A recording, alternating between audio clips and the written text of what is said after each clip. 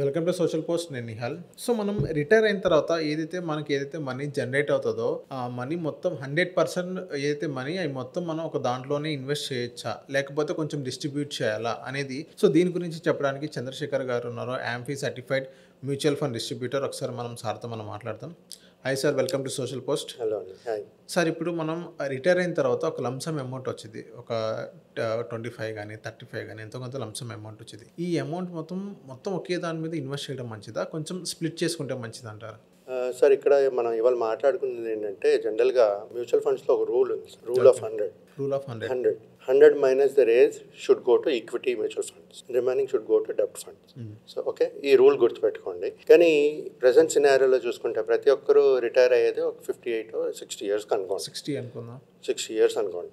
Retire అయిన వెంటనే వాళ్ళు ఏం చేస్తారంటే మోస్ట్ ఆఫ్ దర్ వాళ్ళ సేవింగ్స్ ఏదైతే ఉందో వాళ్ళు ఈక్విటీ రిలేటెడ్ మ్యూచువల్ ఫండ్స్లోనే పెట్టాలనుకుంటారు. ఎందుకంటే they want better returns. So irrespective of the risk అప్టైట్. కొంతమంది ఏంటంటే రిస్క్ తీసుకోగలనని చెప్పి ఇన్వెస్ట్ చేస్తూ ఉంటారు. 100% into equity mutual funds invest చేస్తారు. సార్, రిస్క్ తీసుకోవడం అంటే అర్థం చేసుకుందాం సార్. రిస్క్ తీసుకోవడం అంటే ఒకవేళ మీరు పెట్టిన 100 రూపాయలు, ఓకే, మార్కెట్ పడిపోయింది, ఒక 40 రూపాయలు పడిపోయింది, 60 రూపాయలు పడిపోయింది, 40 రూపాయలు ఉంది మీ వాల్యూ. అలాంటి సిచ్యువేషన్స్లో కూడా మీరు ప్యానిక్ అవ్వకుండా మీరు మీ ఏదైతే ఫ్యామిలీ ఉందో, రెగ్యులర్ కంటిన్యూటీ ఉందో ఫ్యామిలీ లివింగ్ స్టాండర్డ్స్ అలా మెయింటైన్ చేయగలగాలి. అప్పుడు వాళ్ళు రిస్క్ తీసుకోగలరు. బట్ ప్రతి ఒక్కరూ సార్, ఎవరైనా సరే అంటారు కానీ రిస్క్ తీసుకుంటారని.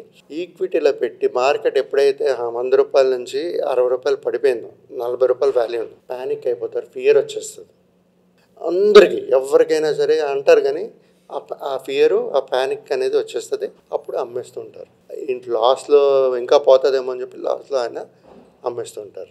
ఇప్పుడు జనరల్గా మనం మాట్లాడుకుంది ఏంటి sir, 100 minus the age is equity and the rest is డెబ్ట్ ఫండ్. డైవర్సిఫైడ్ పోర్ట్ఫోలియో ఎప్పుడు చేసుకుంటే మంచిది. బట్ ఎవరైతే ఇలాంటి 100% ఈక్విటీ మ్యూచువల్ ఫండ్స్ ఇన్వెస్ట్ చేయొచ్చు అని ఆలోచించుకుంటే మనం కొన్ని కన్సిడర్ చేయాలి.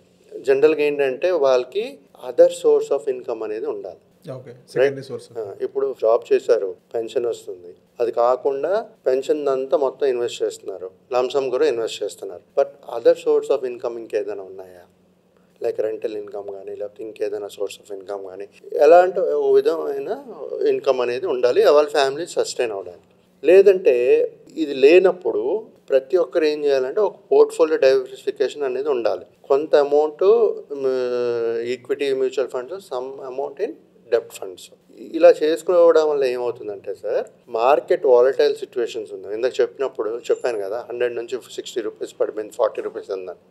అలాంటి సిచ్యువేషన్స్లో ఒక డెబ్ట్ ఫండ్లో కానీ పెట్టుకోగలిస్తే మనం అది ఎస్టీపీ చేసుకుంటూ కాస్ట్ యావరేజింగ్ అనేది చేసుకోవచ్చు. ఏదైతే మనకు బాగా పడిపోయాయో దాంట్లో మనం పంపింగ్ చేయొచ్చు.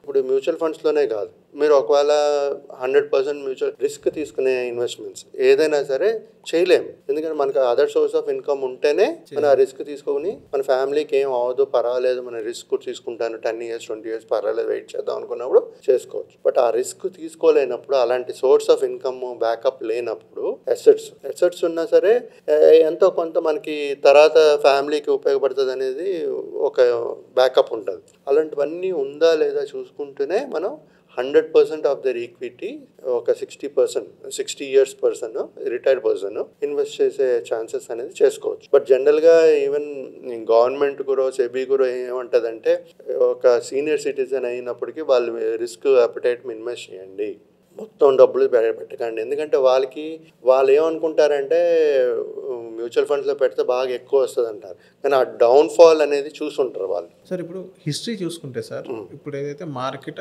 ఇందాక మేము ఎగ్జాంపుల్ చెప్పారు, ఒక 100 రూపీస్ నుంచి 60 పడిపోతే జస్ట్ మీ దగ్గర 40 ఉండేది. ఒకసారి ప్రీవియస్ హిస్టరీ చూసుకుంటే ఈ సిచ్యువేషన్ మైనస్లో వెళ్ళిన సిచ్యువేషన్ ఏమైనా వచ్చినాయి సార్? రిసెషన్ 2008లో వచ్చింది. దాని తర్వాత కోవిడ్ అంటే అంత రాలేదు కానీ, బట్ రిసెషన్ 2000 వాజ్ గేమ్ బాగా పడింది.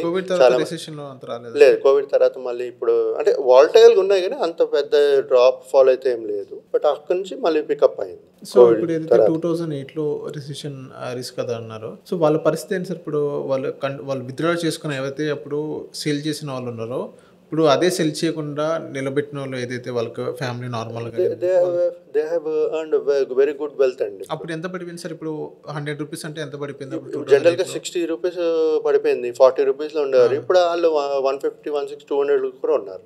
ఓకే. సో ఇది కరెక్షన్ ఫేజ్ అనేది ఒక 6 months, 1 year, 1.5 year, 2 years ఉంటుంది. 2 years తర్వాత మళ్ళీ రికవరీ అనేది ఉంటుంది. మనం సెన్సెక్స్ ఇవన్నీ చూసుకున్నా సార్, ఎక్కడి నుంచి స్టార్ట్ అయింది ఎక్కడ ఉంది, ఈరోజు నిఫ్టీ ఎక్కడి నుంచి స్టార్ట్ అయింది ఎక్కడ ఉంది. అలాగే ప్రతి ఒక్క స్టాకు కంపెనీ, ఒక స్టాక్ అంటే మ్యూచువల్ ఫండ్సే కదా, మ్యూచువల్ ఫండ్స్లో నెంబర్ ఆఫ్ స్టాక్స్ ఉంటాయి. ప్రతి ఒక్క కంపెనీ ఎదగాలనే చూస్తుంది కదా, వాళ్ళు దానికోసం పనిచేస్తూనే ఉంటారు కదా. సో అలాగే మ్యూచువల్ ఫండ్స్ కూడా పనిచేస్తుంటుంది. అప్స్ అండ్ డౌన్స్ ఉంటాయి. ఒక కంపెనీ ఎస్టాబ్లిష్ చేసేటప్పుడు నెగిటివ్ రిటర్న్స్కి వెళ్ళొచ్చు వాళ్ళు, పాజిటివ్ బాగానే వచ్చే ఇయర్, నెక్స్ట్ ఇయర్, ఈ ఇయర్ ఏ ప్రాఫిట్స్ లేదనుకోండి, నెక్స్ట్ ఇయర్ ఒక 100% ప్రాఫిట్ రావచ్చు. So that's how the business is. So మన సైకిల్ కూడా అలాగే ఉంటుంది. సో మనం అర్థం చేసుకోవాలంటే ఆ రిస్క్ ఎప్పటైట్ మనం తీసుకోగలమా at the age of 60 years అనేది మనం క్లియర్గా అండర్స్టాండ్ చేసుకుంటూ మన ప్లానింగ్ అనేది చేసుకుంటూ వెళ్ళాలి. అదర్ సోర్స్ ఆఫ్ ఇన్కమ్ ఉండి రిస్క్ టాలరెన్స్ తీసుకోగలిస్తే, ఒక disciplined way of investments strategy follow చేస్తే మంచి వెల్త్ అనేది క్రియేట్ చేయొచ్చు. బట్ ఇది నా personal opinion. But as per SEBI అయితే మాత్రం ఈ ఏజ్ ఎప్పుడైతే సీనియర్ సిటిజన్స్ అవుతారో వాళ్ళు రిస్క్ ఎప్పుడైతే చూసి కొంచెం ఎంతో కొంత డెప్ట్ ఫండ్లో పెట్టమంటుంటారు. బట్ నేను కూడా జనరల్గా ఏమిటంటే కొంత అమౌంట్ డెప్ట్ ఫండ్లో పెట్టుకునేటప్పుడు ఏమవుతుందంటే మనకి కాస్ట్ యావరేజింగ్ చేసే ఆపర్చునిటీస్ వస్తాయి. ఇందాక మాట్లాడుకున్నట్టుగా డబ్బులుంటే ఒక ఆపర్చునిటీ మిస్ అయిపోతా అన్నాం కదా, అలాగే డబ్బులుంటే ఏమవుతుందంటే మార్కెట్ డౌన్ఫాల్ ఆపర్చునిటీ తీసుకుంటూ మనం కొనేటప్పుడు నంబర్ ఆఫ్ యూనిట్స్ ఎక్కువ వస్తాయి తక్కువైనవి.